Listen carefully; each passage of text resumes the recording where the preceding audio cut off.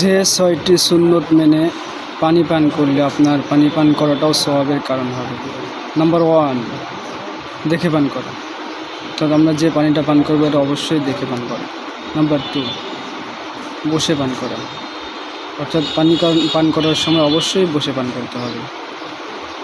Number 3, বিসমিল্লাহ বলতে হবে, অর্থাৎ যখন পানি পান করবো পানি পান করার শুরুতে অবশ্যই বিসমিল্লাহ বলবো। নাম্বার 4, ডান হাতে পান করবো, অর্থাৎ পানি পান করার সময় অবশ্যই আমরা পানির গ্লাসটা ডান হাতে নেব। নাম্বার 5, যখন পানিটা পান করবো অবশ্যই 3 শ্বাসে পানিটা পান করার চেষ্টা করব। নাম্বার 6, পানি পান করার শেষে অবশ্যই আমরা আলহামদুলিল্লাহ বলব। এই 6টি সুন্নত মেনে যদি কোনো ব্যক্তি পানি পান করে, ইনশাআল্লাহ এই পানি পান করাটা তার নামাজের পড়লে যেমন সওয়াব হয় এরকম সওয়াব হবে। আল্লাহ তাআলা আমল করা তৌফিক দান করেন। আমিন।